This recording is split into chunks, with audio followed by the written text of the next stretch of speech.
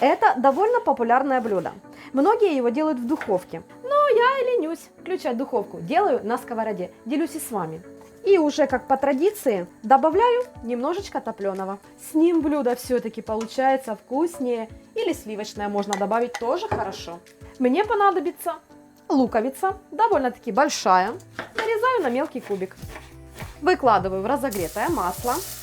Немного солю.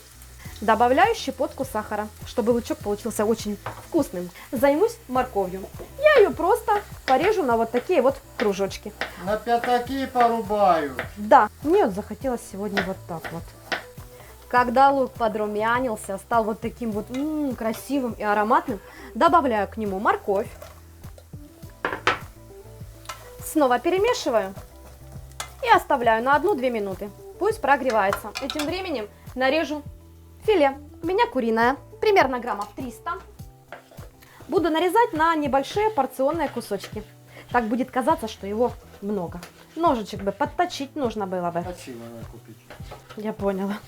Ну тогда мне целым куском положи, пожалуйста, вот это. Да нет, Сережка, ты же у нас не один в семье. Красота, тра-та-та. Ну здесь вообще все красиво Песня. и ароматно, да. Уже можно добавлять курицу. Обжариваю около 3-5 минут на большом нагреве. Время от времени помешиваю, чтобы все равномерно прожаривалось. Ой, уже красиво, уже вкусно, но еще рано. Картофель. Друзья, на мой взгляд, это лучший способ украсить старый картофель. Все мы знаем, что в начале лета он уже не такой уж и вкусный. Нарезаю на кубики, примерно такого размера, как нарезала мясо. Ну, чтобы было более-менее... От мяса не отличить. Да, пусть думают, что это все мясо. Ставьте лайки, друзья, за такую простоту. Ну что, когда мясо уже прогрелось, запечаталось, добавляю 1 чайную ложку муки, чтобы соус был таким густым и вкусным. Хорошо перемешиваю. В горячем блюде мука очень хорошо растворяется, комочков не будет, так что смело добавляйте. Прогреваю 30-40 секунд.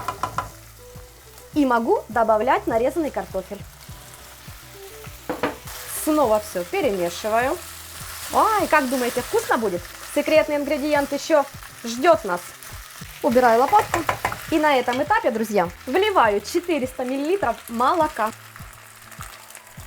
И добавлю миллилитров 100-150 воды, чтобы покрыла картофель.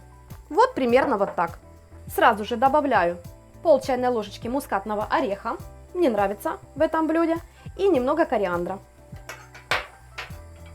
Все перемешиваю.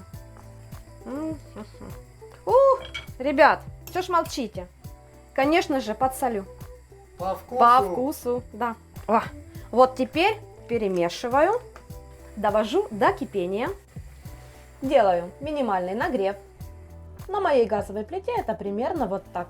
Накрываю крышкой и томлю примерно 1 час. Занимаюсь своими делами.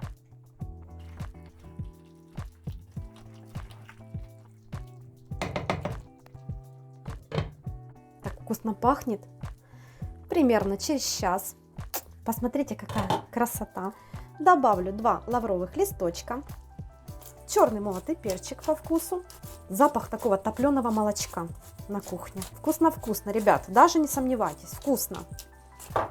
Снова накрываю крышкой и выключаю нагрев. Даю 10-15 минут настояться. А в это время приготовлю салат. У меня на сегодня есть всего лишь 1 огурец, поэтому обойдусь зеленью. В миску нарываю шпинат. Прямо вот так вот, грубо. Также добавлю в салат листья свеклы. Молоденькая ботва. Вот уж не думала, что это так вкусно, полезно и к тому же всегда доступно. И мальчишки мои уже привыкли к травоядию. Молча просто едим. Не надо говорить, Сережка, что нет выбора. Выбор есть всегда. И укропа сюда молоденького также. Конечно, укроп это самое главное. Сюда же добавлю 1 огурчик, который у меня есть. Я его сделаю вот так вот, вот так вот. И каждую часть наискосочек на 3 части, чтобы казалось больше, да? Вот так, в общем, ребят. Сюда же. Ну и заправка. Мне понадобится пол чайной ложечки горчицы, лимончик, вернее сок от лимона. Покатали. Ой, какие-то лимоны. Сюда же примерно 1 столовую ложку. Щепотку сахара. пол чайной ложечки соли. Ну и, конечно же, чеснок. Куда без чеснока? Добавляю 1 столовую ложку растительного масла, немного перца. И все хорошо перемешиваю. Прямо так взбиваю, чтобы получилась однородная эмульсия. Вот, она, видно, уже загустевает, да? Ну и все. Поливаем наш салат. Прямо вот так вот, щедро. Что медом? Как же это вкусно, а как же это полезно. Перемешиваем аккуратно, чтобы листочки остались целенькими, хрустящими. Берем тарелки, большую ложку и накладываем. Картофель получается нежным, он просто тает во рту. А молочно-сливочный вкус – это вообще нечто. По желанию, конечно же, можно присыпать зеленью. Ну что, друзья, вот такой у нас быстрый ужин получился и вкусный. Ставьте лайки, делитесь своими идеями, будем вместе готовить. До скорых встреч! Всем приятного аппетита! Да, до скорых вкусных встреч! Ням-ням! Оп!